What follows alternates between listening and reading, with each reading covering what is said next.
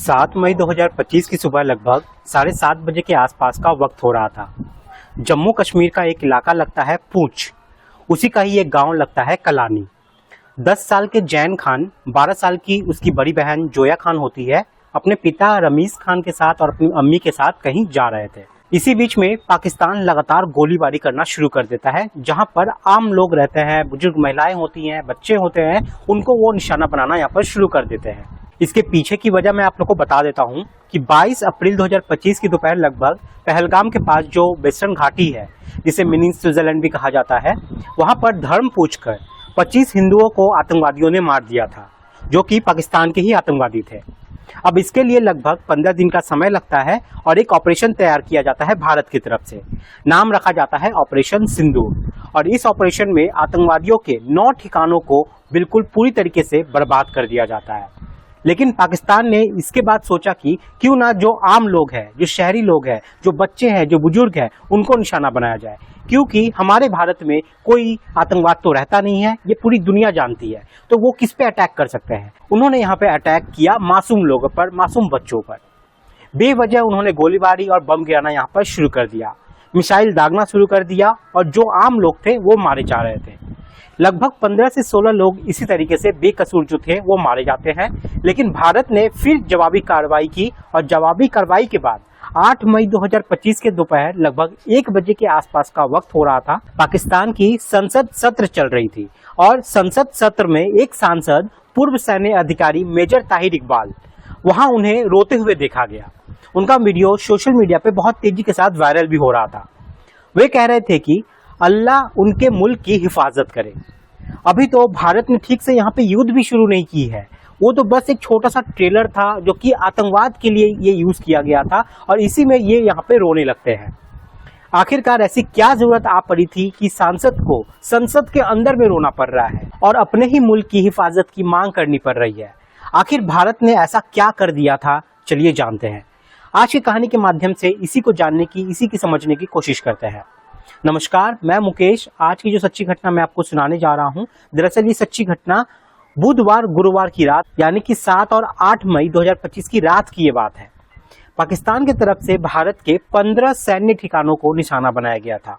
उन पर ड्रोन से, मिसाइलों से हमला किया गया था, और ये जो हमला किया जा रहा था वो 15 सैन्य ठिकानों के साथ साथ 15 शहरों को भी निशाना बनाया गया था।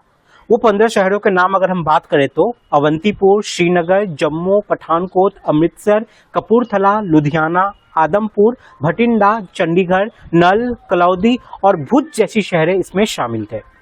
दरअसल जब लोग 8 मई 2025 की सुबह उठे, अपने घरों से निकले, और घरों से निकलने के बाद अपने काम पे जा रहे थे, कोई खेत पे जा रहा था तो कोई रास्ते पे जा रहा था, किसी न किसी को रास्ते पे मिसाइल पड़ी हुई दिख रही थी, और मिसाइल को देखने के बाद तुरंत ही तत्काल प्रभाव से पुलिस को सूचना दे दी जाती है कि यहाँ पर इस तरीके से कुछ मिसाइलें पड़ी हुई हैं। जो मिसाइल पड़ी हुई थी, दरअसल उसको रात में ही भारतीय सेना ने निष्क्रिय कर दिया था। वो किसी काम की अब नहीं रह गई थी, वो जस्ट एक खिलौना बन गया था। उसको एकदम बेअसर कर दिया गया था, और बेअसर करने के जो मेन वजह थी, उसकी वजह थी भारत के पास एक ऐसा आधुनिक हथियार है जिसका नाम है S-400, जो कि रूस का बना हुआ है, जो कि दुनिया का सबसे ताकतवर और आधुनिक शक्तिशाली long range air defence system है। ये एक ऐसा सिस्टम है जो एक जगह पे रखा होता है, और ये बहुत दूर से ही आसमान में उड़ने वाली किसी भी ड्रोन को, किसी भी क्रूज मिसाइल को, या फिर दुश्मन के विमानों को, बैलिस्टिक मिसाइलों को, ड्रोन को, किसी को भी दूर से ही वो देख सकता है, और देखने के बाद पहचान कर उसको हवा में ही नष्ट कर सकता है। तो 15 सैन्य ठिकाने और 15 शहरों को जो निशाना बनाया गया था पाकिस्तान की तरफ से, जिसके लिए जो मिसाइलें दागी गई थी, ड्रोन भेजे गए थे, उसको आसमान में ही खत्म कर दिया जाता है। और इसके पीछे की वजह थी जो ये long range air defence system है S-400 वो, और इसकी जो रेंज है वो 400 किलोमीटर तक है। यानी कि 400 किलोमीटर तक के रेंज को, किसी भी टारगेट को ये आसानी से मार गिराने की ये क्षमता रखता है। अब भारत को भी इस बात का जवाब देना था। ऑपरेशन सिंदूर के दूसरे दिन, यानी कि 8 मई 2025 की सुबह, भारत की ओर से ड्रोन अटैक किया जाता है, और ये ड्रोन अटैक के लिए उन्होंने 9 जगहों को चिन्हित किया था। हमले के लिए भारत ने इजरायली ड्रोन का इस्तेमाल किया था और ये एक स्पेशल टाइप का आधुनिक ड्रोन है जो कि अगर कहीं पे जाता है और उसको अपना टारगेट नहीं मिलता है तो वो अपने आप को खुद से ही वहां पे विस्फोट कर लेता है, बर्बाद कर लेता है, ताकि दुश्मनों के पास उसकी जो इंफॉर्मेशन है वो ना पहुंच सके। इसकी अगर हम बात करें तो ये वाकई कमाल का है। दरअसल ये ड्रोन और मिसाइल का एक मिक्सअप है। ये अपने अंदर 15 किलो विस्फोटक को ले जाने की क्षमता रखता है और रेंज जो इसकी है वो कमाल की है। 500 से 1000 किलोमीटर तक की इसकी रेंज है। यहाँ पर इसको जब भी लॉन्च किया जाता है तो इसको ट्रक के सहारे लॉन्च किया जाता है या फिर जहाज से लॉन्च किया जाता है। और इसकी सबसे खास बात जो कि मैंने आपको बताया, अगर टारगेट नहीं मिलता है तो ये खुद को यहाँ पर स्वयं को ही नष्ट कर लेता है। दरअसल जब भारत ने ड्रोन अटैक किया तो 9 जगहों को चिन्हित किया। 9 जगहों में से लाहौर, कराची और रावलपिंडी में भारत को यहाँ पर कामयाबी मिल जाती है और HQ-9 एयर डिफेंस सिस्टम जो कि पाकिस्तान का होता है, लाहौर के अंदर होता है, उसको पूरी तरीके से तबाह कर दिया जाता है। और तबाह करने के बाद ये जानकारी मिलती है, पता चलता है कि ये डिफेंस सिस्टम पाकिस्तान को चाइना के द्वारा दिया गया था। अब इस डिफेंस सिस्टम के तबाह होने से पाकिस्तान पे प्रेशर आ जाता है, वो घबरा जाते हैं।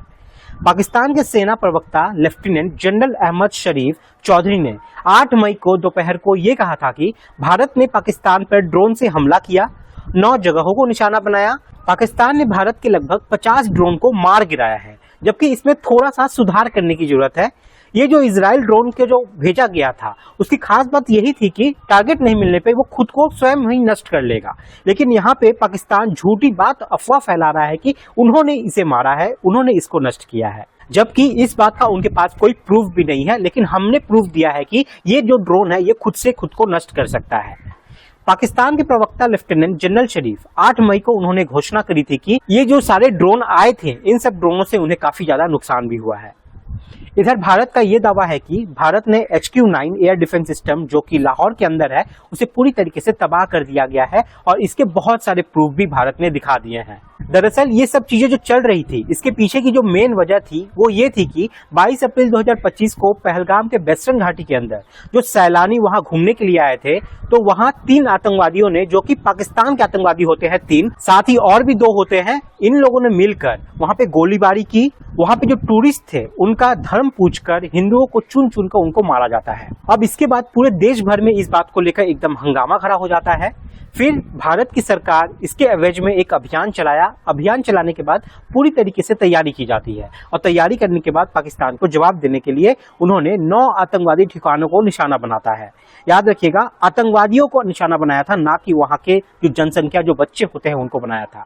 और 6 और 7 मई 2025 की रात 1:05 से 1:30 तक, यानी कि लगभग 25 मिनट तक आसपास ये अभियान चलता है, जिसमें जैश-ए-मोहम्मद का जो हेडक्वार्टर है, आतंकवादी मसूद अजहर का जो हेडक्वार्टर है, जैश-मोहम्मद का जो हेडक्वार्टर है, इन सब को पूरी तरीके से खत्म कर दिया जाता है। लश्कर तैयबा का मरकज तैयबा मुरीद, जो कि इसके संस्थापक भी रहे हैं, फिर आतंकी हाफिज मोहम्मद सईद, इसको भी तबाह कर दिया जाता है। जैश मोहम्मद का एक और ठिकाना था सरजल तेरा कला, उसको भी तबाह कर दिया जाता है। फिर हिजबुल मुजाहिदीन का ठिकाना भी यहाँ पर तबाह कर दिया जाता है। इस तरह आतंकवादी के 9 ठिकानों को मिट्टी में भारत मिला के रख देता है। लेकिन इसके बदले पाकिस्तान ने कश्मीर के मासूम लोगों को निशाना बनाया और अंधाधुंध फायरिंग करना यहाँ पर शुरू कर दिया। इसमें स्कूल, मंदिर, मस्जिद, गुरुद्वारा, बस स्टैंड और सार्वजनिक जगह जो थे वो सबको निशाना बनाया जाता है, जिसमें कम से कम 16 बेकसूर लोगों की मौत हो जाती है, जिसमें 3 महिलाएं होती हैं, 5 बच्चे होते हैं और बाकी के बुजुर्ग और जवान होते हैं। इधर अमेरिका का एक न्यूज चैनल है जिसका नाम है CNN पे चल रही एक लाइव कवरेज में पाकिस्तान रक्षा मंत्री ख्वाजा हसीब से एंकर बातचीत कर रही थी और एंकर से बातचीत करने के दौरान ही ये ख्वाजा जो होते हैं वो बोलते हैं कि भारत के 6 फाइटर जेट हमने मार गिराए हैं, जिसमें 3 राफेल है, 2 MiG-29 है और 1 सुखोई है। तभी वो अमेरिका चैनल के एंकर जो होती है उन्होंने पूछा कि आपके पास इसका क्या सबूत है। जब बात सबूत की आती है तो वो इधर उधर बात को घुमाने की कोशिश करने लगते हैं और उनकी जो जुबान है वो भी लड़खड़ाने लगती है। इस तरह से पूरी दुनिया में ये जो वीडियो है इनकी, ये इंटरव्यू की, ये पूरी सोशल मीडिया पे वायरल होने लगती है। साथ ही पाकिस्तान के जो सांसद क्षेत्र के अंदर जो वहां के सांसद हैं, पूर्व सेना अधिकारी मेजर ताहिर इकबाल, वो रोते हुए ये कहने लगते हैं कि अल्लाह उनके मुल्क की हिफाजत करे। अब जब इन पाकिस्तानों को लड़ना नहीं आता है, जब लड़ने की ताकत नहीं है, तो ये लड़ते ही क्यों हैं? बाद में फिर रोने लगते हैं और रोना धोना यहाँ पर शुरू कर देते हैं। अभी तो भारत ने ठीक से अपनी जवाबी कार्रवाई जो है वो शुरू भी नहीं की थी। अगर वो ठीक से जवाबी कार्रवाई शुरू कर दे तो पाकिस्तान का क्या हर्ष होगा, ये सहज ही इससे अंदाजा लगाया जा सकता है। तो दोस्तों, आप लोग सभी अपना ख्याल रखें, अपने घर वालों का ख्याल रखें और सुरक्षित रहें। जय हिंद, जय भारत।